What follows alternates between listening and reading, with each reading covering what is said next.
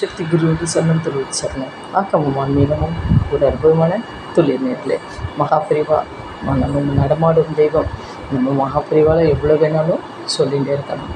மகாபிரிவால் நினச்சி ஒரு அருமையான ஒரு இது என்னன்னு கேட்டிங்கன்னா, என்ன வேண்டிட்டு என்ன நீங்கள் உங்களுக்கு குறைகள் இருக்கோ அதை நீங்கள் குறையாக எடுத்துக்காமல் நம்பிக்கையாக ஒரே ஒரு விளக்கு மகாபிரிவா படத்தை முன்னாடி வச்சு ஒரு உங்களால் கிடைச்ச ஒரு ஏதோ ஒரு நைவேத்தியம், ஒரு என்ன சொல்லலாம், ஒரு கிறிஸ்மஸ் பழமோ அதுவோ ஏதோ ஒன்று பண்ணி நீங்கள் மகாபிரிவாளுக்கு முன்னாடி ஒரு விளக்கேற்றிட்டு இந்த நைவேத்தியத்தை வச்சுட்டு யாராவது வருவா. கண்டிப்பாக நம்ப மாட்டீங்க, நம்ம பூஜை பண்ணுறப்ப யாராவது வருவா. யாரும் வரலை அப்படின்னா ஒரு பட்சிகள் ரூபத்தில் கூட மகாபிரிவா வருவா.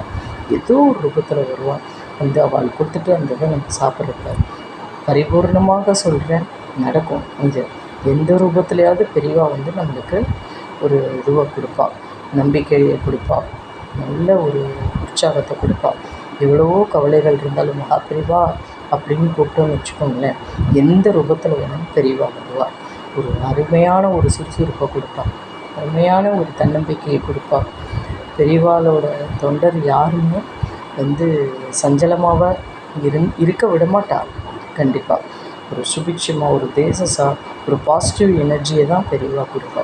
ஆகையால் நீங்கள் அருமையான ஒரு விளக்க போடுங்க.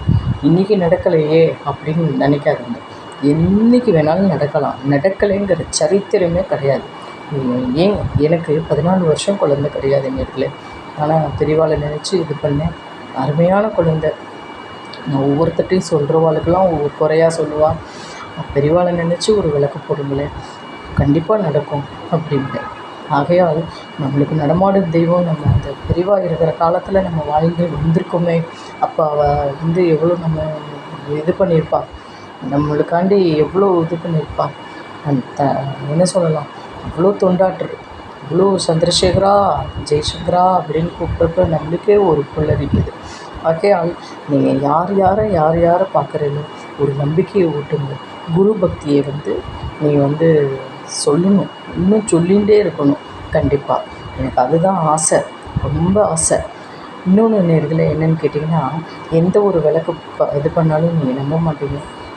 பித்தளை தட்டிலெல்லாம் நீங்கள் ஏற்றுவீங்க, அந்த தட்டுக்கு மேலே ஒரு அரச இலையோ ஒரு வெத்தலையோ ஒரு மா இலையோ இதெல்லாம் வச்சு நீங்கள் ஏற்றி பாருங்கள். ரொம்ப சொல்லக்கூடாது, ரொம்ப பரிபூர்ண அருள் கிடைக்கும். ஏன் அரச இலையில் ஏற்றி பாருங்களேன், ரொம்ப நல்லாயிருக்கும். இலைகள் அதாவது பசுமையான ஒரு இதில் நம்மளுக்கு பசுமையான ஒரு எண்ணத்தை கொடுப்பா பெரியவா. கண்டிப்பாக நேர்களே, இந்த விளக்கு தீபம் இந்த சுடருங்கிறது அவ்வளோ கண்கண்ட ஒரு அருமையான ஒரு இது. வீடு அதாவது 11, 9, 8 உங்களோட உங்களுக்கு எத்தனை ஏற்றணும்னு ஆசை தீருதோ ஏற்றுங்க. நல்லா தியானம் பண்ணுங்க, நல்லா மௌன விரதம் பண்ணுங்க, கண்டிப்பாக நடக்கும். பாசிட்டிவ் எனர்ஜி நம்மளுக்கு கிடைக்கும். நீங்கள் செஞ்சு பாருங்கள். நம்பிக்கையே பிரதானம்.